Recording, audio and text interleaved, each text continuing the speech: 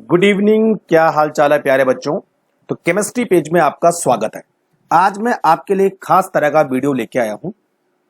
सारे बच्चों की तैयारी एक प्रॉपर वे में हो चुकी होगी। आपने सारे चैप्टर पढ़ लिए होंगे। सारे चैप्टर के जितने भी इंपॉर्टेंट कंसेप्ट है उनसे आपने क्वेश्चन लगा लिए होंगे। इन डेप्थ आपने सारी स्टडी कर ली होगी। अब लास्ट में आपको चैप्टर वाइज किन किन पॉइंट्स को ध्यान में रखना है, और अगर कोई रिवीजन करना चाहता है, रैपिड रिवीजन यानी फटाफट सारी चीजें एक बार देखनी है, तो ये वीडियो उनके लिए बहुत इंपॉर्टेंट रहने वाले हैं। तो बच्चों, chapter wise important point for revision यानी हर चैप्टर में क्या इंपॉर्टेंट है वो आपको अगर फटाफट से देखना है तो बहुत काम का आपके लिए वीडियो होने वाला है। और ये आपको ये बताएगा कि इस चैप्टर में ये इंपॉर्टेंट है। तो बच्चों, मैंने चैप्टर वाइज कुछ पॉइंट लिखे हैं और उन्हीं पॉइंट को आपको लास्ट में पढ़ के जाना है। और अभी आपके पास 3-4 दिन है तो लगभग सारे चैप्टर आप इसी तरह से रिवाइज कर सकते हैं जल्दी से। तो चलिए शुरू करते हैं। तो देखो, सबसे पहले मैंने चैप्टर लिया है halo alkane and hello Erin. Organic से शुरुआत करते हैं। क्या क्या पढ़ना है देखो। हेलो एल्केन हेलो एरिन में सबसे पहले आपको पढ़ना है types of alkyl halide, primary, secondary, allylic, benzylic, इनके बारे में फटाफट से देखना है। मोनोक्लोरिनेशन देखना है कि कोई एल्केन कितने मोनोक्लोरो डेरिवेटिव बनाती है, इस पर क्वेश्चन आता है। Preparation of alkyl halide from alcohol, जैसे PCl5 के साथ रिएक्शन होती है, SOCl2 के साथ रिएक्शन होती है, वो सारी एक बार क्विक पॉइंट में आपको देखनी है। उसके बाद फ्री रेडिकल मैकेनिज्म आपको देखना है कि किस तरह से chlorine, bromine and fluorine reaction करती है किसी एल्केन पर और एल्किल हैलाइड बनाती है। पॉइंट नंबर 5, नेम रिएक्शन आपको देखनी है। कौन कौन सी नेम रिएक्शन है? वुड्ज, वुड्ज फिटिक एंड फिटिक रिएक्शन है, कोरी हाउस रिएक्शन है, फ्रैंकलैंड रिएक्शन है, सैंडमेयर रिएक्शन है, स्वार्ट रिएक्शन है और फिंकरस्टीन रिएक्शन है।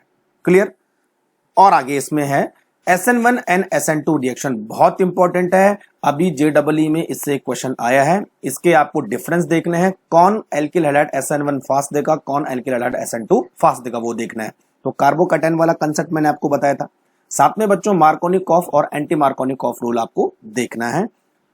8 पॉइंट है टेस्ट फॉर अनसैचुरेशन। जैसे मैंने आपको बोला था कि Br2 इन कार्बन टेट्राक्लोराइड और बायर रिएजेंट, ये दोनों अनसैचुरेशन के लिए रिएजेंट होते हैं, तो वो आपको देखने हैं। एम्बिडेंट न्यूक्लियोफाइल कौन कौन से हमारे पास? CN है और NO2 है, तो AgCN और KCN की किस तरह से रिएक्शन होती है वो देखना है। पॉइंट नंबर 10, एलिमिनेशन रिएक्शन देखनी है, जिसमें आपको सेटजेफ रूल बनाना आता है। एल्कोहलिक केओएच की वजह में कोई एल्काइल हैलाइड एल्कीन में कन्वर्ट होता है। क्लियर? पॉइंट नंबर 11, ग्रिग्नार रिएजेंट की रिएक्शन देखनी है, अलग अलग कंपाउंड के साथ किस तरह से हमारा RMgX किसी एल्काइल हैलाइड्स के साथ रिएक्शन करता है।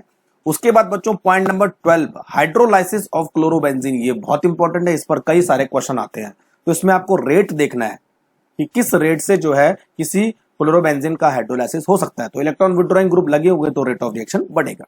पॉइंट नंबर 13, पॉलीहेलोजन कंपाउंड के आपको सिंपल क्या देखने हैं? यूजेस देखने हैं और उनकी जो इंपॉर्टेंट चीजें हैं वो देखनी है, जैसे DDT इंसेक्टिसाइडल होता है, आइडोफॉर्म एंटीसेप्टिक होता है, ये सब चीजें। पॉइंट नंबर 14, रेसिमिक मिक्सचर पता चलना चाहिए आपको, कैरल कार्बन क्या होता है, इन्वर्जन क्या होता है, रिटेंशन क्या होता है। तो ये सब पढ़ना आपको haloalkane and haloarene. दूसरा चैप्टर हमारे पास है अल्कोहल, फिनॉल, ईथर। इसमें देखिए point number 1, preparation of alcohol by the alkene.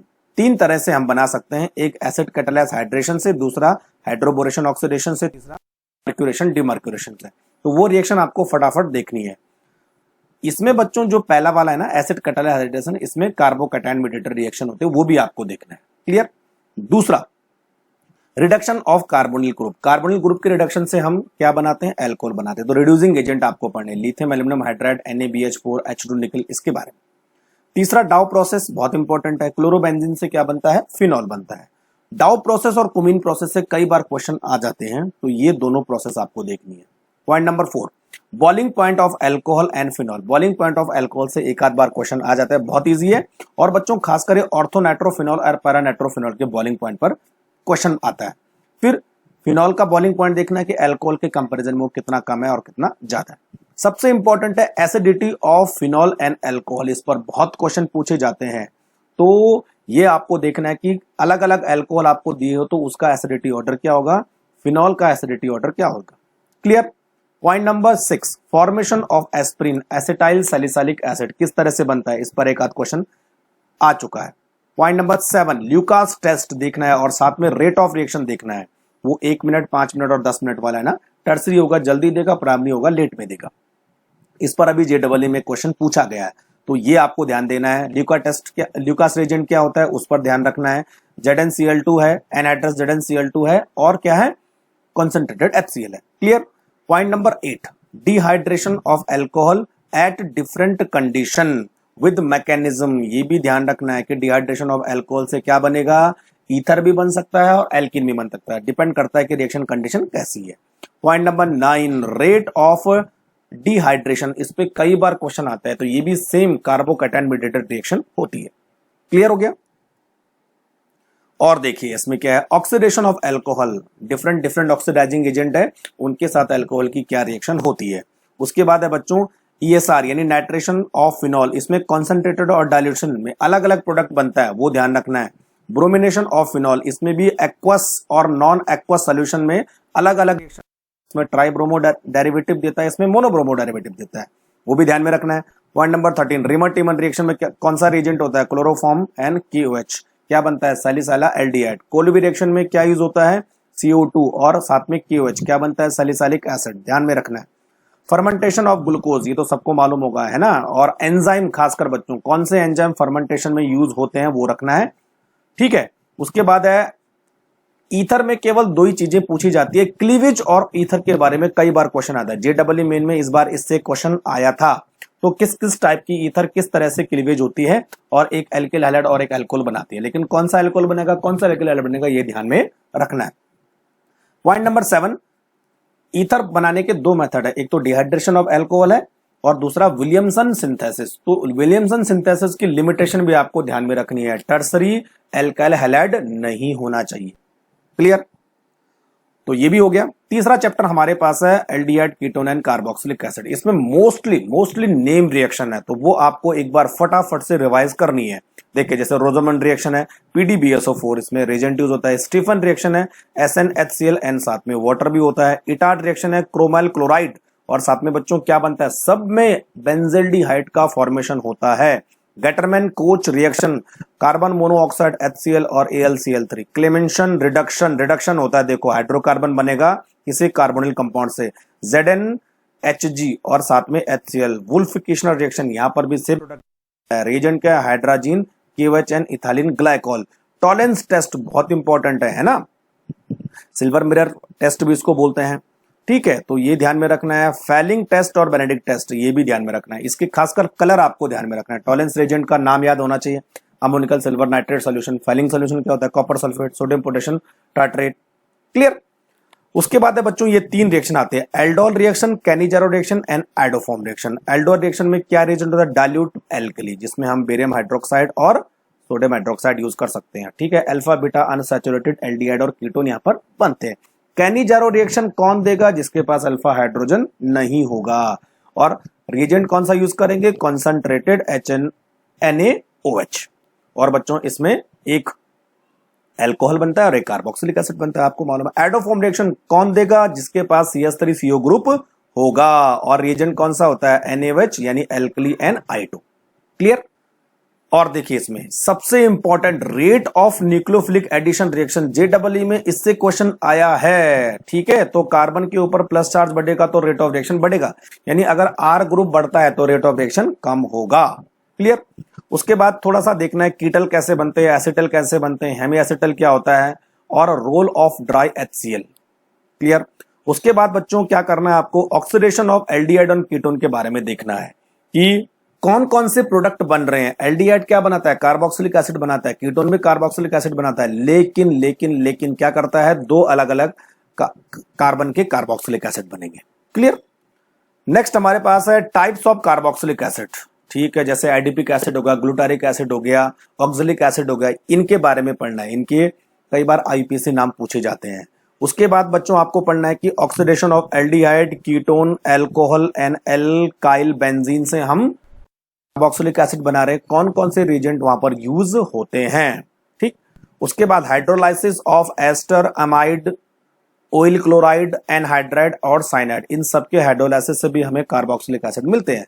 केवल आपको रिएजेंट इनमें याद रखने हैं। उसके बाद कई बार सॉल्युबिलिटी और बॉइलिंग पॉइंट से क्वेश्चन आ जाता है कार्बोक्सिलिक एसिड का, तो बहुत इजी है। क्लियर। उसके बाद सबसे इंपॉर्टेंट है बच्चों एसिडिटी ऑफ कार्बोक्सिलिक एसिड। जैसे आपने अल्कोहल फिनॉल में पढ़ा था कि इलेक्ट्रॉन विड्रॉइंग ग्रुप के जुड़ने से एसिडिटी बढ़ती है, वही कंसेप्ट यहां पर भी अप्लाई होता है। तो ये हमारे पास था aldehyde, ketone and carboxylic acid. Next chapter हमारे पास है अमाइंस, नाइट्रोजन कंटेनिंग कंपाउंड। ठीक है, सेपरेशन ऑफ अमाइन से कई बार क्वेश्चन आता है। जैसे मैंने आपको बताया था Hinsberg Regent, benzene sulphonyl chloride एक रेजेंट है जो सेपरेशन प्राइमरी, सेकेंडरी और टर्सरी अमीन का करता है, याद रखें। ठीक है। उसके बाद है बच्चों बेसिसिटी ऑफ अमीन, तो पढ़ के जाना है, इस पर बहुत सारे क्वेश्चन आते हैं। अगर इसको एक्वस फेज में पूछा है तो अलग ऑर्डर होगा, गैस फेज में पूछा है तो अलग ऑर्डर होगा, ध्यान रखना है। एक्वस फेज में हमेशा कौन सा हम फॉर्मूला इस्तेमाल करते हैं, 231, ये हमेशा इथाइल के लिए होता है ना, मान ले। और 213 किसके लिए होता है बच्चों, मिथाइल के लिए होता है। अगर मैंने आपको ये बता ही दिया था। ठीक है, पीकेबी पूछा जाए या केबी पूछा जाए, इसमें कंफ्यूज मत होना। केबी बढ़ेगा तो पीकेबी घटेगा, केबी बढ़ेगा तो बेसिसिटी बढ़ेगी, तो पीकेबी घटने वाला है। क्लियर, दोनों अपोजिट होते हैं। उसके बाद है प्रिपरेशन ऑफ अमीन पे क्वेश्चन आता है। एक तो रिडक्शन ऑफ नाइट्रो कंपाउंड, अलग अलग कंडीशन है। Cyano compound, lithium aluminium hydride, amide का आप रिडक्शन करते हैं तो भी अमीन बनता है। अमोनोलाइसिस गैब्रियल थैलामाइड पे बहुत बार क्वेश्चन पूछा जाता है, गैब्रियल थैलामाइड पे। ठीक है, और बच्चों आपको मालूम होना चाहिए कि हमेशा प्राइमरी अमीन ही गैब्रियल थैलामाइड रिएक्शन देते हैं। ठीक है, हॉफमैन ब्रोमोमाइड रिएक्शन पे कई बार क्वेश्चन आता है। Br2 एंड एल्कली यानी QH या NaOH आप करोगे तो एक अमाइड एक अमीन में कन्वर्ट हो जाएगा, कार्बन डाउन रिएक्शन। ठीक है। उसके बाद है बच्चों solubility and boiling point of amine, इस पर भी एक आध बार क्वेश्चन आया है। फिफ्थ पॉइंट है एसाइलेशन। कार्बाइल अमीन पे तो बहुत बार क्वेश्चन आता है, ध्यान रखना कौन कौन से, केवल प्राइमरी अमीन ही कार्बाइल अमीन रिएक्शन देता है, और इसमें क्लोरोफॉर्म हम यूज करते हैं एज ए रिएजेंट। क्लियर हो गया। और डाइक्लोरोकार्बिन तो याद रखना ही आपको, जो हमारे पास अटैकिंग रेजेंट होगा। पॉइंट नंबर 6 की बात करें तो reaction with HNO2, nitrous acid के साथ एरोमेटिक अमीन एंड एलोफेटिक अमीन, दोनों की अलग अलग रिएक्शन होते हैं। एलिफेटिक अल्कोहल बनाता है, एरोमेटिक बेंजीन डाइजोनियम क्लोराइड बनाता है। क्लियर, आगे देखो। तो हमारे पास ये हिंसबर्ग रेजेंट हो ही गया, ये आपने पढ़ ही लिया। ठीक है, और सॉल्युबिलिटी वाला क्वेश्चन आता है कई बार कि KOH के साथ सॉल्युबल है कि नहीं है, वो कंसेप्ट मैंने आपको बता रखा है। ESR ऑफ एनिलीन, इस पर कई बार क्वेश्चन आता है। ब्रोमिनेशन, नाइट्रेशन एंड सल्फोनेशन, तीन ही रिएक्शन है। ब्रोमिनेशन में डायरेक्ट करोगे, इनडायरेक्ट करोगे, अलग अलग प्रोडक्ट मिलता है। नाइट्रेशन में मेटा प्रोडक्ट मिलता है डायरेक्ट करने से, लेकिन इनडायरेक्ट करने से फिर हमें नाइट्रेशन नहीं मिलता है। तो सबसे पहले क्या कराना पड़ेगा, प्रोटेक्शन कराना पड़ेगा एसिटिक एनहाइड्राइड से। क्लियर। सल्फोनेशन करोगे तो बच्चों सल्फेनिलिक एसिड आपको मिलेगा, जिसको हम ज्यूटारायन भी बोलते हैं। ठीक। फिर मैंने आपको बताया था एलेनिन फिडल क्राफ्ट रिएक्शन नहीं देता है, इसका रीजन आपको बताया था। प्रोटेक्शन कैसे करोगे अमीनो ग्रुप का, एसिटिक एनहाइड्राइड करोगे उसका। डाइजोनियम सॉल्ट से कई बार क्वेश्चन आया है, इसकी सबसे पहले स्टेबिलिटी पे क्वेश्चन आता है। तो मैंने आपको बोला था कि ये जो फ्लोरो वाला कंपाउंड है ये ही सबसे ज्यादा स्टेबल होता है। ठीक है, तो इसका थोड़ा सा अलग नेचर है, बाकी सारे के सारे 5 डिग्री से नीचे स्टेबल होते हैं, ये रूम टेम्परेचर पे स्टेबल होता है। उसके बाद क्वेश्चन पॉइंट नंबर 12 पे आ जाओ। नेम रिएक्शन पे कई बार क्वेश्चन आता है। सैंडमेयर, ठीक है, सैंडमेयर रिएक्शन में क्लोरोबेंजीन, ब्रोमोबेंजीन, साइनोबेंजीन आप बना सकते हैं। गैटरमैन रिएक्शन में दोनों में डिफरेंस क्या है, इसमें Cu+ होता है, इसमें केवल कॉपर पाउडर होता है। क्लियर, दोनों में प्रोडक्ट सेम बनते हैं। कपलिंग रिएक्शन ध्यान रखना, फिनॉल कपलिंग और अमीन कपलिंग। ठीक है, पैरा पोजीशन पर N2 ग्रुप अटैच हो जाता है तो उसका कलर होता है, आपको मालूम होना चाहिए ना, फिनॉल होगा तो ऑरेंज टाइप का कलर होगा, अमीन होगा तो येलो टाइप का कलर होगा। ठीक है भाई। डायजोटाइजेशन रिएक्शन आपने पढ़ी है, NaNO2 NHCl, और बेंजीन डाइजोनियम क्लोराइड यहां पर बनने वाला है। तो इतना आपको अमीन में फटाफट से रिवाइज करना है। क्लियर।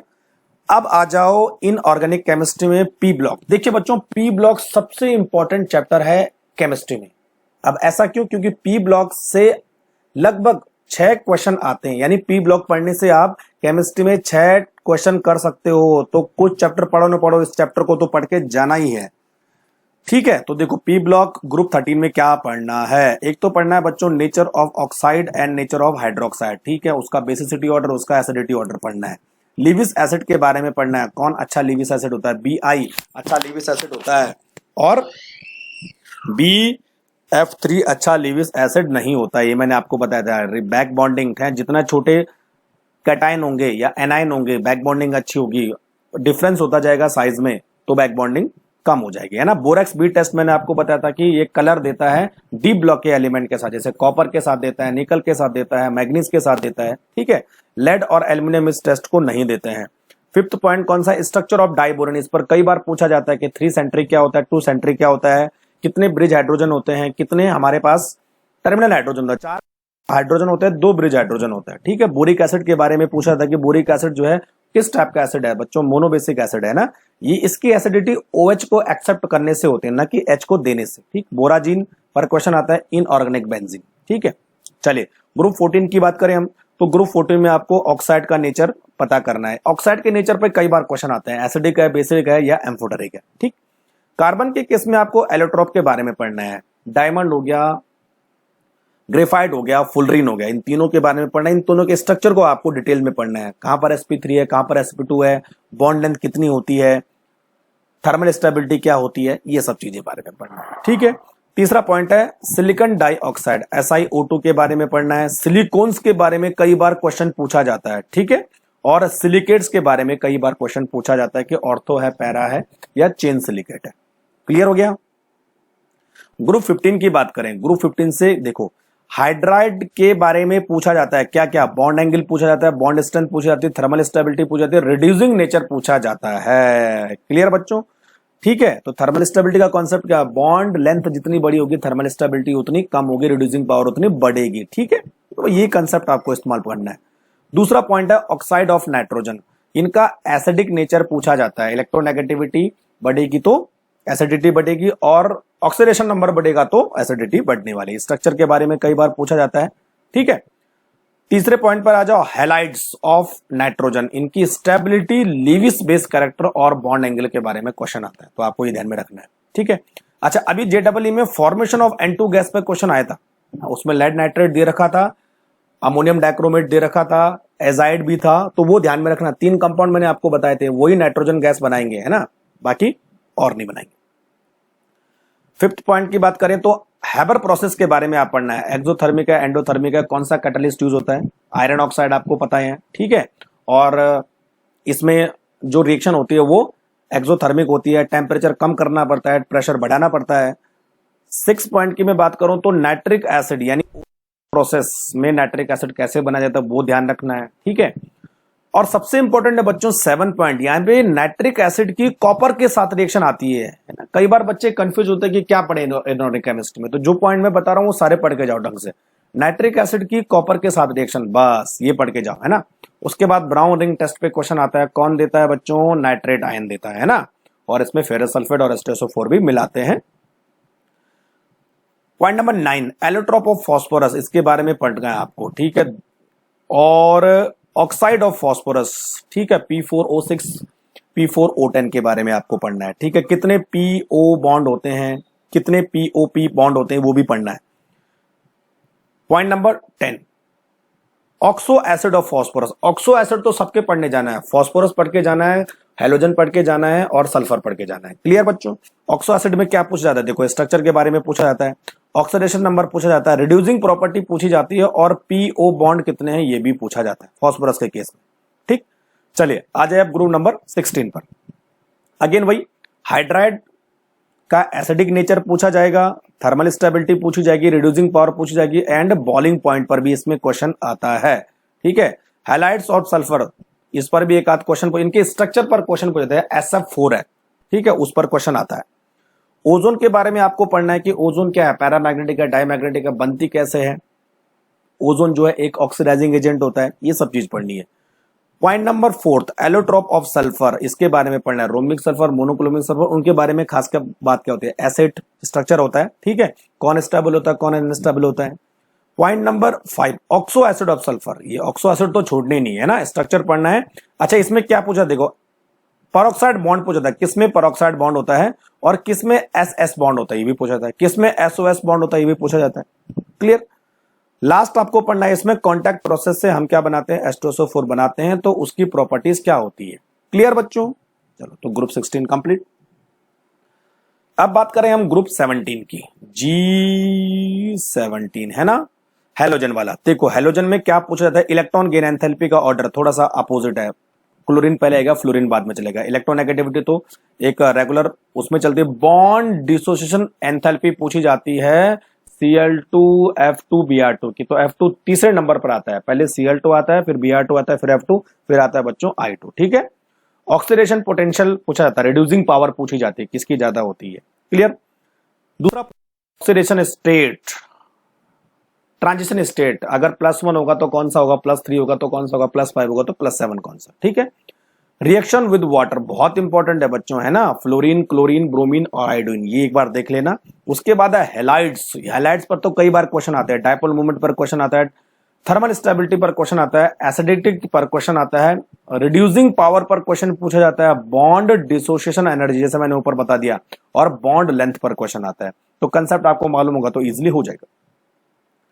फिर उसके बाद आते हैं बच्चों ऑक्साइड ऑफ हाइड्रोजन, इस पर भी एक आध क्वेश्चन इस पर पूछा जाता है। पॉइंट नंबर 6 Cl2 गैस, इस पर कई बार क्वेश्चन पूछा था कि डीकन प्रोसेस होती है जिसमें हम Cl2 गैस बनाते हैं, इंग्रेडिएंट क्या होते हैं वो ध्यान रखना है। और सबसे इंपॉर्टेंट बच्चों Cl2 गैस की अमोनिया के साथ रिएक्शन कैसे होगी, अगर अमोनिया एक्सेस होगा तो क्या बनेगा, अगर Cl2 एक्सेस होगा तो क्या बनेगा। Clear. Point number 7 bleaching powder CaOCl2, इस पर कई बार क्वेश्चन आता है। Clear.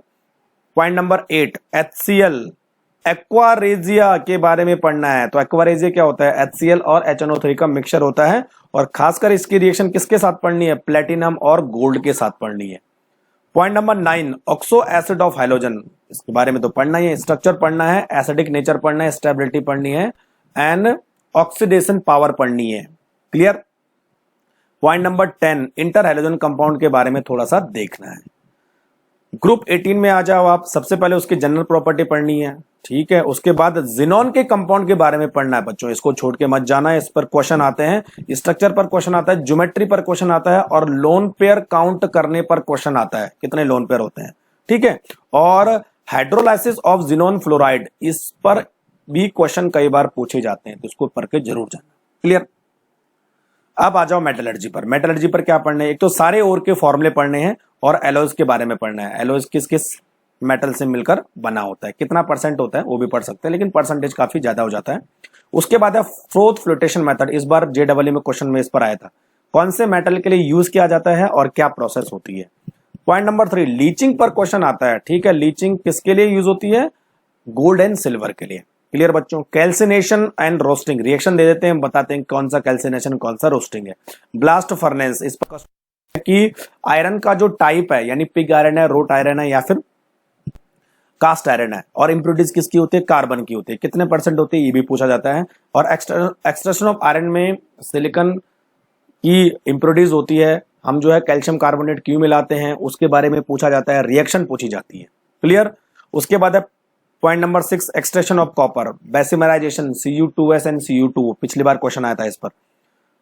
Point number 7 extraction of aluminium, जिसमें कि हेल्टो प्रोसेस हम इस्तेमाल करते हैं। ठीक है। उसमें क्रायोलाइट मिलाते हैं, फ्लोरोस्पार मिलाते हैं, वो सब चीजें। पॉइंट नंबर 8 जोन रिफाइनिंग, इस बार क्वेश्चन आता है। ठीक है बच्चों। वेपर फेज रिफाइनिंग, जिसमें 1 आर्किल मेथड एंड मॉन्ड प्रोसेस, इस पर जरूर क्वेश्चन बनता है, इस बार JEE में पूछा गया था। लिक्वेशन। क्लियर। थोड़ा सा क्रोमेटोग्राफी के बारे में देख लेना कि किस किस टाइप की क्रोमेटोग्राफी होती है, प्रिंसिपल क्या होता है क्रोमेटोग्राफी का। क्वेश्चन नंबर यानी पॉइंट नंबर 10 इलिंगन डायग्राम, कौन सा मेटल किस मेटल को रिड्यूस कर सकता है। इलिंगन डायग्राम से अभी एक JEE में क्वेश्चन आया था। ठीक है। लाइन ऊपर नीचे क्यों जाती है, बेस्ट रिड्यूसिंग एजेंट कौन सा होगा, बेस्ट ऑक्सीडाइजिंग एजेंट कौन सा होगा। क्लियर। उसके बाद आ जाओ बच्चों कोऑर्डिनेशन कंपाउंड। देखो कोऑर्डिनेशन कंपाउंड में क्या पढ़ना है, एक तो ऑक्सीडेशन नंबर पढ़ना है कॉम्प्लेक्सेस का, डायरेक्ट क्वेश्चन आ जाता है इस पर। ठीक है। कैसे निकाला जाता है मैंने आपको बता दिया था। ठीक। उसके बाद लिगेंड्स के टाइप पढ़ना है, कौन कौन से लिगेंड है हमारे पास, हेक्साडेंटेड लिगेंड कौन सा है, ठीक है, यूनिडेंटेड लिगेंड कौन सा है, बाइडेंटेड लिगेंड कौन सा है, वगैरह वगैरह। ठीक है। डेंटिसिटी पर क्वेश्चन कई बार आ जाता है, और कोऑर्डिनेशन नंबर पर क्वेश्चन का आ जाता है, तो कोऑर्डिनेशन नंबर निकालना तो बहुत क्लियर, जितने लिगेंड होगा उतना कोऑर्डिनेशन नंबर हो जाएगा, लेकिन वो बाइडेंटेड और ट्राइडेंटेड में ध्यान रखना। उसके बाद IUPAC नेमिंग पर एक आध बार क्वेश्चन आ जाता है, बहुत ईजी है, और फॉर्मल राइटिंग कैसे होता है वो भी आपको आना चाहिए।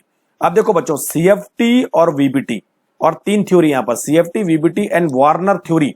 अभी अभी वार्नर थ्योरी पर एक बहुत अच्छा क्वेश्चन आया था, चलो पहले वार्नर थ्योरी देख लेते हैं। Point number 5। ठीक है। क्या पूछा जाता है, देखो हमारे पास जैसे 2 कंपाउंड है, अब ये पूछा जाएगा कि बच्चों कि किसमें कितने मोल Cl2 बनेंगे, कितने मोल क्लोराइड बनेंगे। तो सीधी सी बात है, जितना ब्रैकेट जो हमारे पास ब्रैकेट है उसके बाहर जितने भी Cl होंगे वो सारे प्रेसिपिटेट हो जाएंगे। इस तरह का क्वेश्चन आता है। तो ध्यान रखना प्राइमरी वैलेंसी कौन सी होती है और सेकेंडरी वैलेंसी कौन सी होती है। अब आ जाओ CFT पर। CFT पर देखो, एक तो टेट्राहेड्रल के लिए, ऑक्टाहेड्रल के लिए वो जो सीरीज होती है ना, उस पर क्वेश्चन आता है, ठीक है। और अगर कोई आपको डी ऑर्बिटल दे दिया जाए और उसमें इलेक्ट्रॉन दे दिया जाए तो बोलते हैं कि T2G और EG में ये कैसे अरेंज होते हैं।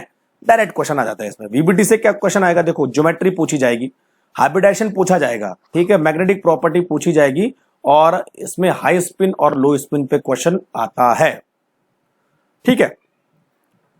6 पॉइंट की बात करें तो आइसोमेरिज्म पे ढेर सारे क्वेश्चन पूछे जाते हैं। कई बार डायरेक्ट पूछ जाते हैं कि आइसोमेरिज्म कौन सा करेगा कौन सा नहीं करेगा, ठीक है, तो वो एक बार देख लेना।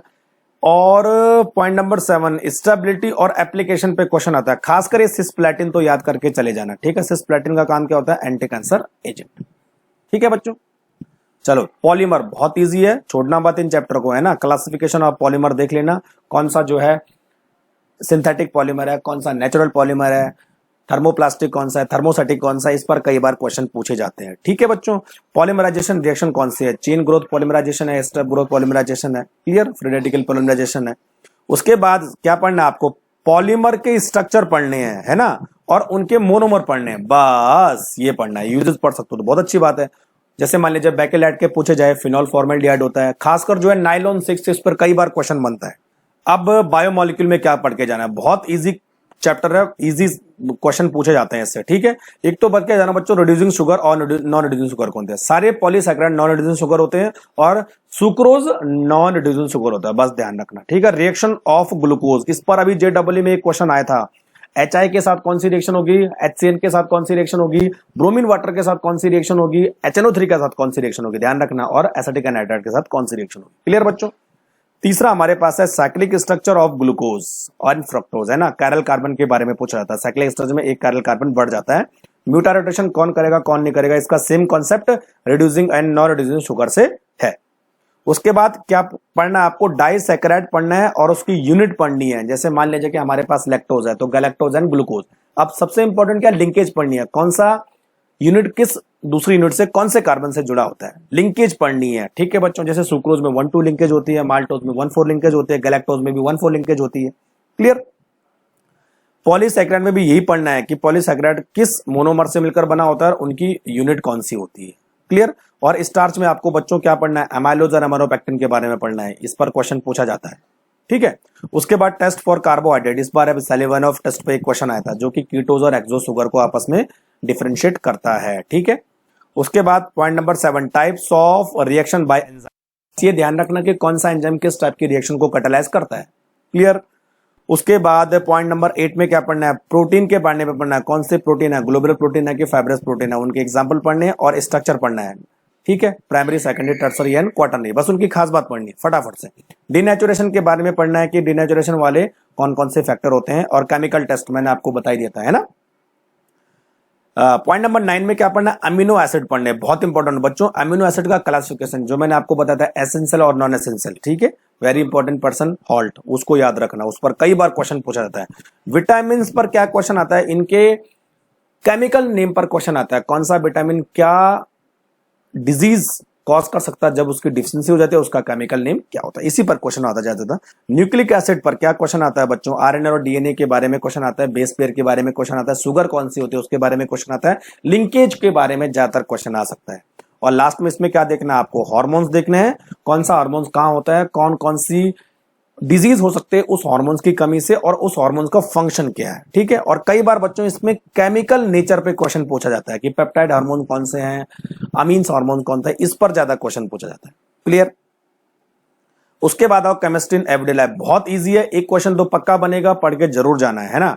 ड्रग्स के बारे में क्वेश्चन आता है और उसकी फार्माकोलॉजिकल कैटेगरी, जैसे एंटासिड कौन है भाई, एंटी हिस्टामिन कौन से होते हैं, एंटीबायोटिक कौन से होते हैं, ठीक है। एंटीबायोटिक में फिर ब्रॉड स्पेक्ट्रम कौन सी है, नैरो स्पेक्ट्रम कौन सी है, बैक्टीरियोस्टैटिक कौन सी है, बैक्टीरियोसाइडल कौन सी है, इस चीज का हमेशा ना, ठीक है, ये पढ़ के चले जाना एक बार। स्ट्रक्चर नीट में तो शायद आते नहीं है, JEE में पूछा जा सकता है।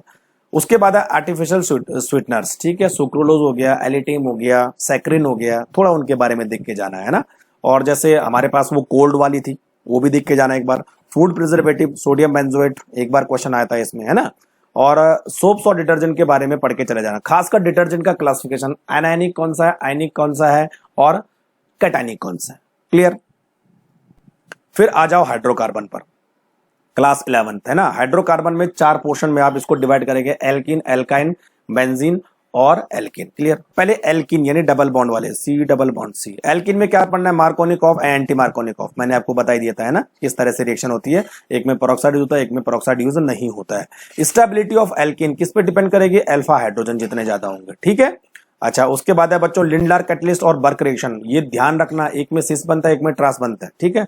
बर्क में जो है क्या बनेगा, ट्रांस बनेगा, लिंडार में क्या बनेगा, सिस बनेगा, याद रखना। एलिमिनेशन रिएक्शन, ठीक है, ये बहुत बार पूछा जाता है, अभी जेडब्ल्यू में इससे क्वेश्चन आता है। अल्कोहलिक केवच एल्किल हैलाइड को एल्कीन में कन्वर्ट कर देता है। ठीक है।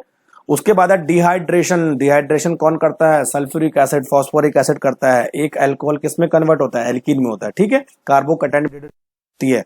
उसके बाद बच्चों आपको इलेक्ट्रोफिलिक एडिशन रिएक्शन पढ़नी है कि डबल बॉन्ड हो तो कौन सा इलेक्ट्रोफाइल कहां पर अटैक करेगा, कौन सा प्रोडक्ट यहां पर बनेगा। और ऑक्सीडेशन ऑफ एल्कीन, इस पर क्वेश्चन कई बार पूछा जाता है, खासकर बायर रिएजेंट पर क्वेश्चन आता है।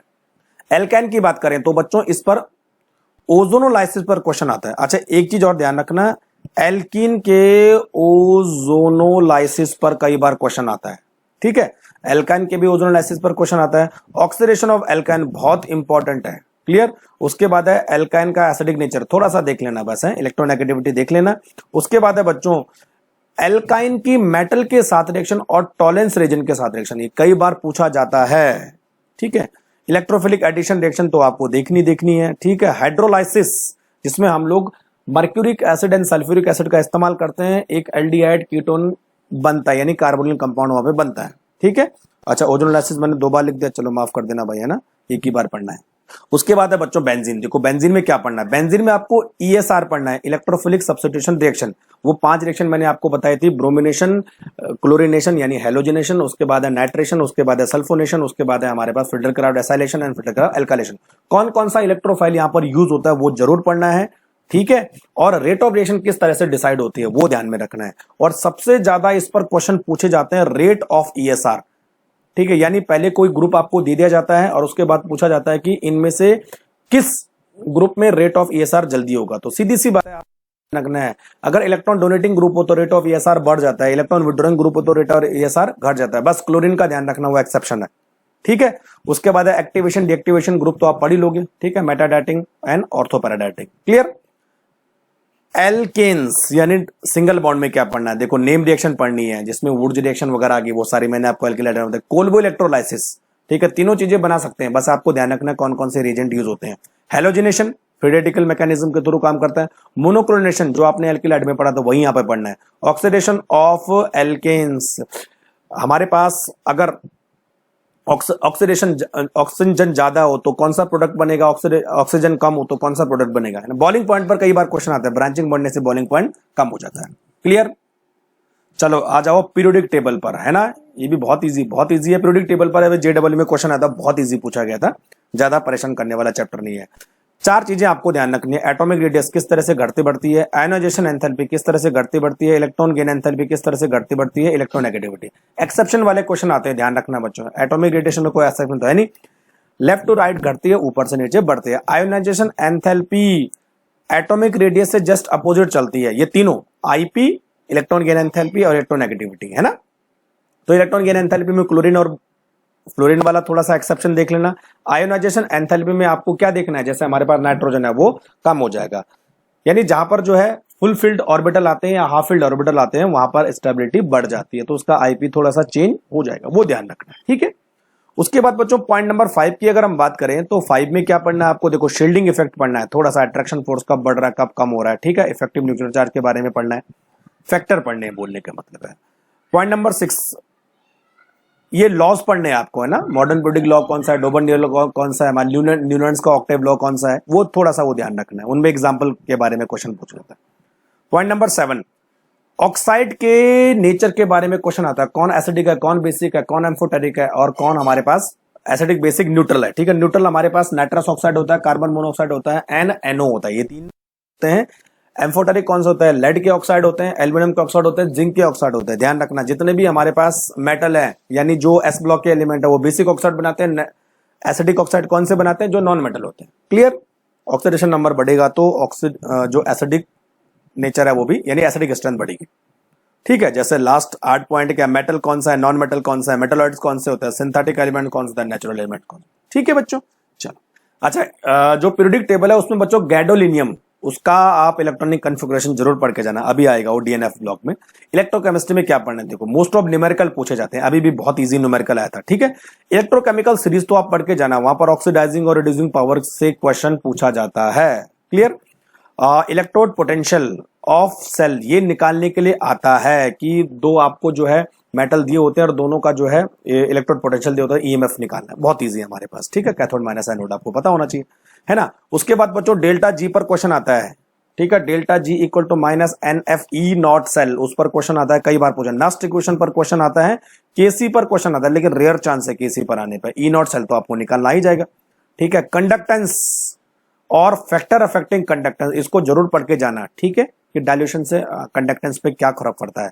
और बच्चों कोलरास लॉ, इस पर तो 100% पॉसिबिलिटी है कोलरास लॉ पर, है ना, कि लिमिटिंग मोलर कंडक्टिविटी हम किस तरह से निकालेंगे। बस ज्यादातर वो काटना होता है और रिएक्शन लानी होती है। ठीक है, फैराडे लॉ ऑफ इलेक्ट्रोलाइसिस, ये बहुत इजी है हमारे पास। कितना प्रोडक्ट बनेगा, कितनी इलेक्ट्रिसिटी चाहिए होगी, वो हमें निकालना है। ठीक है, वो फॉर्मूला मैंने आपको बता रखा। ठीक है, चलिए अब बात करते हैं केमिकल बॉन्डिंग। बहुत इजी क्वेश्चन आता है, कई बार 2-3 क्वेश्चन इससे फंस जाते हैं, तो इसको भी छोड़ना मत। एमओटी से क्या पढ़ना है देखो, एमओटी से पढ़ना है स्टेबिलिटी पढ़नी है, जैसे O2, O2 plus O2 minus वगैरह वगैरह। मैग्नेटिक प्रॉपर्टी पढ़नी है। ठीक है, कौन पैरा है, कौन हमारे पास डायमैग्नेटिक है। बॉन्ड ऑर्डर पढ़ना है, बॉन्ड ऑर्डर का ऑर्डर भी पढ़ना है बच्चों। ठीक है, और इलेक्ट्रॉनिक कन्फिगरेशन, इलेक्ट्रॉनिक कन्फिगरेशन शायद ही क्वेश्चन आएगा, लेकिन ये 4 चीजें तो पढ़ के जानी है। ठीक है, क्लियर? वीएससी पे थोड़ी से क्या पढ़ना है, शेप और ज्योमेट्री के बारे में पढ़ना है। कौन टेट्राहेड्रल है, अभी एक क्वेश्चन इस पर आया था, कौन टेट्राहेड्रल है, कौन सीसो है, इस तरह से पूरे क्वेश्चन आपको पूछे जाएंगे। हाइब्रिडाइजेशन पढ़ के जाना है। हाइब्रिडाइजेशन कैसे काउंट करोगे, जितने भी सिग्मा बॉन्ड होंगे उतना हाइब्रिडाइजेशन हो जाएगा। और बच्चों लोन पेयर और बॉन्ड पेयर काउंट करने का क्वेश्चन पूछा जाता है। ठीक है, ऑक्टेट रूल और उसके लिमिटेशन से एक बार क्वेश्चन आता है, कौन बिलो ऑक्टेट है, कौन सुपर ऑक्टेट है। ठीक है, उसके बाद बच्चों डायपोल मोमेंट से क्वेश्चन आता है कि आपको एक मॉलिक्यूल दे दिया जाता है, आप बताओ कि ये पोलर है कि नॉन पोलर है, तो आपको उसको स्ट्रक्चर बना के देख रहा है कि सारे वेक्टर कैंसिल हो रहे हैं कि नहीं हो रहा है। फेजान्स रूल पे कई बार क्वेश्चन आता है, आयनिक कंपाउंड दे रखे होते हैं, बोलो इनका जो है कोवेलेंट नेचर किस तरह से होगा, कौन ज्यादा आयनिक होगा, कौन ज्यादा कोवेलेंट होगा। ठीक है, हाइड्रोजन बॉन्डिंग से बहुत इजी क्वेश्चन आता है, कहां पर इंट्रा होती है, कहां पर इंटर होती है, वो हाइड्रोजन बॉन्डिंग किस तरह से बनती है। अब आ जाओ बच्चों जीओसी पर। देखो जीओसी लिखा मैंने बहुत कम है, लेकिन बहुत ज्यादा जीओसी, क्योंकि क्या है, बेसिक है।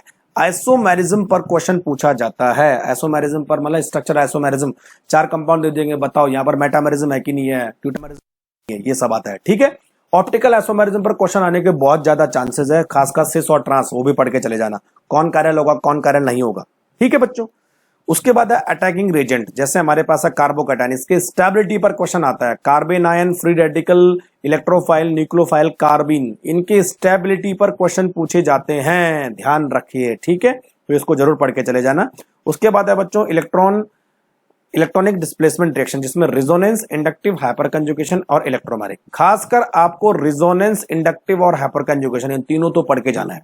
ठीक है, इन पर जो है मोस्टली रिलेटेड क्वेश्चन आते हैं, इन पर बेसिक। उसके बाद है बच्चों टाइप्स ऑफ रिएक्शन, 4 रिएक्शन मैंने आपको बताई थी, addition, substitution, elimination, rearrangement reaction. ठीक, इस पर भी एक बात क्वेश्चन आ जाता है। उसके बाद है बच्चों हाइड्रोजन में क्या पढ़ के जाना है, बहुत इजी चैप्टर है, आइसोटोप्स तो जरूर पढ़ी लोगे। ठीक है, प्रिपरेशन ऑफ हाइड्रोजन पढ़ लेना, कहां पर ज्यादा प्योरिटी वाला हाइड्रोजन हमें मिल सकता है। ठीक है, उसके बाद है हाइड्राइड, जो मैंने आपको बताया था, कोवेलेंट हाइड्राइड हो गया, आयनिक हाइड्राइड हो गए। ठीक है, वो पढ़ के जाना, उनके एग्जाम्पल पढ़ के जाना है ना। उसके बाद है H2 और D2 का कंपेरिजन पढ़ के जाना है। उसके बाद 5th पॉइंट में क्या पढ़ के जाना है, हाँ हार्डनेस ऑफ वाटर तो पढ़ के जाना ही जाना है। ठीक है, और कौन से ऐसे मेथड होते हैं जो इस वाटर के हार्डनेस को रिमूव करने आता है, टेम्पररी हार्डनेस को कौन रिमूव करता है और तो कौन रिमूव करता है। H2O2 से एक बार मोस्ट ऑफ क्या क्वेश्चन आता है, न्यूमेरिकल आता है, तो वो देख के चले जाना किस तरह से हम H2O2 का वॉल्यूम पता करते हैं। एस ब्लॉक बहुत इंपॉर्टेंट है, पिछली बार 2 क्वेश्चन आए थे, है ना।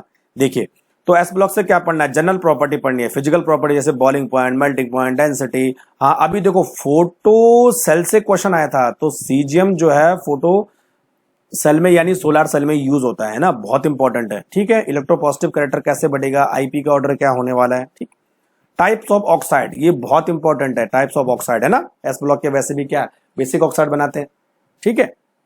उसके बाद है बच्चों लैटिस एंथैल्पी पर कई बार क्वेश्चन पूछा था, हाइड्रेशन एंथैल्पी पर कैसे क्वेश्चन पूछा जाता है, ठीक है बच्चों। जितना साइज कम होता जाएगा उसके हाइड्रेशन एंथैल्पी उतनी बढ़ती जाएगी, उसका मतलब हाइड्रेशन ज्यादा होगा, ठीक है। उसके बाद है स्टेबिलिटी ऑफ कार्बोनेट, हाँ इस पर स्टेबिलिटी ज्यादा क्वेश्चन पूछा जाता है, कार्बोनेट एंड बाइकार्बोनेट, ठीक है। और इलेक्ट्रोड पोटेंशियल से क्वेश्चन आता है, रिड्यूसिंग पावर किसकी ज्यादा है किसकी कम है, गैस फेज में किसकी ज्यादा है, एक्वस फेज में किसकी ज्यादा है, ठीक है। और कंपाउंड ऑफ सोडियम आप पढ़ के जाना है, सोडियम बाइकार्बोनेट, सोडियम कार्बोनेट, वो सारे कंपाउंड उसकी बेसिक प्रॉपर्टी पढ़ के जाना बस। उसके बाद है बच्चों 7 नेचर ऑफ ऑक्साइड, ये खासकर बेरिलियम पर पूछा जाता है क्योंकि उसके ऑक्साइड और हाइड्रोक्साइड एम्फोटेरिक होते हैं, है ना, वो जरूर पढ़ के जाना, इसी पर पिछली बार क्वेश्चन आया था। उसके बाद है बच्चों स्ट्रक्चर ऑफ हैलाइड, खासकर ये बेरिलियम और एल्यूमिनियम के हाइड्राइड पर क्वेश्चन पूछा जाता है कि वेपर फेज में कैसे होंगे, सॉलिड फेज में कैसे होंगे, लिक्विड फेज में कैसे होंगे, क्लियर, ठीक है। उसके बाद है बच्चों ऑक्सो एसिड, इस पर कई बार क्वेश्चन आता है, कार्बोनेट, सल्फेट और नाइट्रेट, इनका स्टेबिलिटी ऑर्डर एंड सॉल्युबिलिटी, ठीक है, इस पर क्वेश्चन आता है। उसके बाद है डायगोनल रिलेशनशिप, जो हमारे पास डायगोनल रिलेशनशिप कंपाउंड होते हैं, जैसे हमारे पास एल्यूमिनियम और सेकंड ग्रुप के और थर्ड ग्रुप के मेंबर आपस में क्रॉस प्रॉपर्टी शो करते हैं, वो देख लेना एक बार, है ना। और लास्ट में आपको पढ़ के जाना है बच्चों कंपाउंड ऑफ कैल्शियम, जिसमें कि प्लास्टर ऑफ पेरिस हो गया, सीमेंट के बारे में पढ़ के जाना है, कैल्शियम हाइड्रोक्साइड हो गया, ठीक है, कैल्शियम कार्बोनेट हो गया, वो देखना है कि लाइम वाटर कौन सा होता है, मिल्क ऑफ लाइम कौन सा होता है, ठीक है। चलिए अब बात करते हैं डीएनएफ ब्लॉक एलिमेंट की, है ना। डीएनएफ ब्लॉक एलिमेंट में क्या पढ़ना है, जनरल प्रॉपर्टी पढ़नी है। जनरल प्रॉपर्टी में जैसे हमारे ट्रांजिशन एलिमेंट कौन है कौन सा नहीं है, ठीक है, और इनके melting point, boiling point, ionization potential, oxidation state पे कई बार क्वेश्चन पूछा जाता है, स्टैंडर्ड इलेक्ट्रोड पोटेंशियल पे कई बार पूछा जाता है, और बच्चों ऑक्सीडेशन स्टेट की स्टेबिलिटी पे क्वेश्चन पूछा जाता है, तो वो ध्यान रखना है। मैग्नेटिक प्रॉपर्टी बहुत इंपॉर्टेंट है, कई बार मैग्नेटिक प्रॉपर्टी पर क्वेश्चन आता है, कौन पैरा है कौन डायमैग्नेटिक है, तो डिपेंड करेगा वहां पर इलेक्ट्रॉन का कॉन्फ़िगरेशन किस तरह से। कलर पर क्वेश्चन आता है, ठीक है। कैटालिटिक प्रॉपर्टी ध्यान में रखना है, उसके तीन ही इंपॉर्टेंट प्रॉपर्टी होती है जो कैटालिटिक प्रॉपर्टी शो करता है। इंटरस्टिशियल कंपाउंड थोड़ा सा पढ़ के जाना है। लेंथेनाइट कॉन्ट्रैक्शन, हॉफनियम और जिरकोनियम, वो ध्यान रखना है। नेचर ऑफ ऑक्साइड्स, ठीक है, मैग्नीज के ऑक्साइड और क्रोमियम के ऑक्साइड मैंने आपको बताए थे। उसके बाद है K2Cr2O7 और KMnO4, अभी KMnO4 और K2Cr2 से एक क्वेश्चन JEE में पूछा गया है, ठीक है, तो इनके स्ट्रक्चर पढ़ के जाना है, इनकी प्रिपरेशन पढ़ के जाना है, इनकी थोड़ी सी प्रॉपर्टी पढ़ के जाना है, कहां पर ये किस चीज को ऑक्सीडाइज कर रहे हैं, ठीक है। एफ ब्लॉक एलिमेंट में कुछ ज्यादा पढ़ने की जरूरत नहीं, केवल गैडोनियम का आप इलेक्ट्रॉनिक कॉन्फ़िगरेशन पढ़ के जाना, लेंथेनाइट कॉन्ट्रैक्शन के बारे में पढ़ के जाना, ऑक्सीडेशन स्टेट और कलर के बारे में थोड़ा सा पढ़ के चले जाना, ठीक है। और एक टेबल मैंने आपको बताया जिसमें हमने लेंथेनाइट और एक्टिनाइट का कंपेरिजन किया था, क्लियर। उसके बाद बच्चों सरफेस केमिस्ट्री, देखो सरफेस केमिस्ट्री में क्या पढ़ना है, इंपॉर्टेंट पॉइंट देखना है। फिजिकल और केमिकल एड्सॉर्प्शन में क्या डिफरेंस है वो पढ़ना है, ठीक है। और कैटालिस्ट, हेट्रोजेनस, होमोजेनस, ठीक है, टाइप्स पढ़ने उनके, और क्लासिफिकेशन पढ़ने हैं, ठीक है। जियोलाइट के बारे में थोड़ा सा पढ़ के जाना है, एंजाइम के बारे में थोड़ा सा पढ़ के चले जाना है। उसके बाद बच्चों कोलैड पर सबसे ज्यादा क्वेश्चन पूछे थे, अभी एक क्वेश्चन आया था इस तरह से, है ना। तो कोलैड कौन कौन से कोलैड्स होते हैं, उनका पार्टिकल रेंज कितना होता है, ठीक है। क्लासिफिकेशन ऑफ कोलैड, खासकर लायोफोबिक और लायोफिलिक कोलैड्स, इन दोनों के बारे में पढ़ के जाना है, ठीक है। अच्छा, प्रॉपर्टी ऑफ कोलैड, जैसे पेप्टाइजेशन पर क्वेश्चन आता है, टिंडल इफेक्ट पर क्वेश्चन आता है, ठीक है, इस पर क्वेश्चन कई बार पूछा जाता है। इलेक्ट्रिकल प्रॉपर्टी ऑफ कोलैड्स, इस पर कई बार क्वेश्चन पूछा जाता है, ठीक है। उसके बाद है प्रोटेक्शन ऑफ कोलैड, जिसमें गोल्ड नंबर पर क्वेश्चन आता है ना। और लास्ट में थोड़ा इमल्शन देख के जाना कि oil in water and water in oil emulsion type कौन सा होता है। तो बस ये तो रटने वाला। सोल्यूशन पर मोस्टली न्यूमेरिकल क्वेश्चन पूछा जाता है, ठीक है। अभी सोल्यूशन पर एक क्वेश्चन आता है, सॉलिड सॉल्व के बारे में उन्होंने पूछा था, ठीक है। तो वो टेबल पढ़ के जाना जिसमें अलग अलग टाइप के सोल्यूशन बनाते हैं, सॉलिड सोल्यूशन कौन सा होता है, लिक्विड सोल्यूशन कौन सा होता है, वो, ठीक है। अच्छा, इन पर numerical molarity and mole fraction, इन तीनों के फॉर्मूले पढ़ के जाना है। हेनरी लॉ के केवल फैक्टर पढ़ने हैं, ज्यादा इस पर पूछा जाता है। राउल्ट लॉ पर क्वेश्चन पूछा जाता है, ठीक है, न्यूमेरिकल ध्यान रखना। उसके बाद बच्चों आइडियल सोल्यूशन कौन से होते हैं, नॉन आइडियल सोल्यूशन कौन से, पिछले पेपर में इस पर क्वेश्चन आया था, ठीक है। और खासकर जो एजोट्रोपिक मिक्सचर, यानी minimum boiling azeotrope and maximum boiling azeotrope के एग्जांपल पढ़ के जाना है आपको, ठीक है। उसके बाद है कॉलिगेटेड प्रॉपर्टी पर मोस्ट ऑफ क्या पूछा जाता है, न्यूमेरिकल पूछा जाता है, जैसे ऑस्मोटिक प्रेशर पर न्यूमेरिकल आएगा, ठीक है। Depression in freezing point, depression in boiling point and lowering of vapour pressure, इस पर न्यूमेरिकल आते हैं। वांट ऑफ फैक्टर भी इसमें ऐड कर दो तो उस पर भी न्यूमेरिकल पूछे जाते हैं, क्लियर।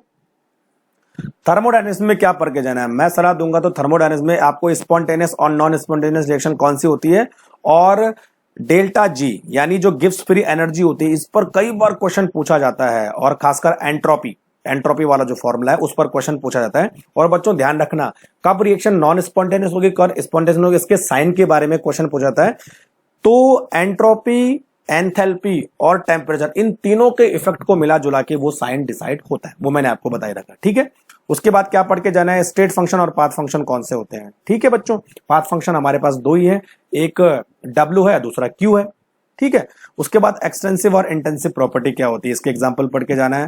थर्मोडायनेमिकल प्रोसेस जिसमें आइसोबारिक, आइसोकोरिक, आइसोथर्मल, वो 3-4 प्रोसेस है, उसमें साइन पढ़ के जाना है कि W का साइन क्या होगा, Q का साइन क्या होगा। ठीक है, और बच्चों एक इस पर क्वेश्चन आता है, internal energy and enthalpy, delta H equal to delta U plus delta NGRT। ठीक है, और W वाले पर यानी जो वर्क डन है उस पर भी क्वेश्चन न्यूमेरिकल टाइप का पूछा जाता है, बहुत इजी पूछा जाता है। और सबसे ज्यादा क्वेश्चन आते हैं एंथैल्पी पर, तो एंथैल्पी पर हम क्या बोलते हैं, summation of all reactant, enthalpy of all reactant minus summation of enthalpy of all product. Clear, ये बस याद रखना, इससे आपका इजी क्वेश्चन हो जाएगा। ठीक है बच्चों, अब आ जाओ इक्विलिब्रियम पर। अभी रिसेंटली मैंने ये खत्म किया था। इक्विलिब्रियम पर क्या क्वेश्चन पूछा था, जनरल प्रॉपर्टी है ना, जनरल प्रॉपर्टी पर पूछा जाता किस किस टाइप का इक्विलिब्रियम है, वो तो फटाफट हो जाएगा। खासकर बच्चों ये जो इक्विलिब्रियम कांस्टेंट है ना, इस पर क्वेश्चन पूछा जाता है कि केपी और केसी के बीच क्या रिलेशन है, तो मैंने फॉर्मूला आपको लिख रखा है। अच्छा, इस पर कई बार क्वेश्चन आता है, बहुत बार, कि अगर कोई रिवर्स रिएक्शन हो उसके लिए अंडर रूट हो जाएगा। ठीक है, और मल्टीप्लीकेशन बाय n करते हैं तो रख देंगे, डिवाइड बाय 2 करते हैं तो बाय केसी हो जाएगा। ठीक है, इनटू करते हैं तो दो रिएक्शन मल्टीप्लाई हो जाएंगे आपस में, ये ध्यान रखना है। इस पर ले चैटलियर प्रिंसिपल, इस पर तो आपको ध्यान देना ही देना है। प्रेशर का इफेक्ट, टेम्परेचर का इफेक्ट, कैटलिस्ट का इफेक्ट, इनर्ट गैस का इफेक्ट, वो सब देखना है ना। उसके बाद है बच्चों predict the direction and extent of reaction, जिसमें हमने क्यू के बारे में पढ़ा था। ठीक है, केसी की वैल्यू कितनी होगी वही हमें बताएगा, और ये फॉर्मूला याद रखना है, डेल्टा जी वाला है ना, इस पर क्वेश्चन पूछ जाते हैं। चलो आ जाओ, दूसरा इक्विलिब्रियम हमारे पास जो एनिक्विलिब्रियम, कंजुगेट एसिड बेस से क्वेश्चन कई बार पूछा जाता है, इसको ध्यान में रखना है। ठीक है, और लीविस एसिड बेस वाले क्वेश्चन से। ठीक है, सॉलिबिलिटी प्रोडक्ट सबसे ज्यादा क्वेश्चन पूछे जाते हैं, केएसपी को कैसे आप निकालोगे। ठीक है, या सॉलिबिलिटी कैसे निकालोगे, बात एक ही है। ठीक है, उसके बाद product of ionic product of water, pH और बफर सॉल्यूशन, बस ये ध्यान में रखना। तो चलिए बच्चों, ये मैंने आपको सारे चैप्टर के इंपॉर्टेंट रिवीजन वाले पॉइंट बता दिए। अब आपके पास 4 दिन है, बुधवार, बृहस्पतिवार, शुक्रवार और शनिवार, चारों दिन आपको ढंग से जी जान लगा के पढ़ना है और छोड़ना नहीं है। ठीक है, इन्वायरमेंट मैंने इसमें नहीं पढ़ा है, इन्वायरमेंट में बहुत इजी क्वेश्चन आता है, वो भी आपको छोड़ने नहीं है। तो चलिए बच्चों, अगर आपको इसका पीडीएफ चाहिए तो मैं आपको प्रोवाइड करा दूंगा, प्लीज मेंशन इन कमेंट।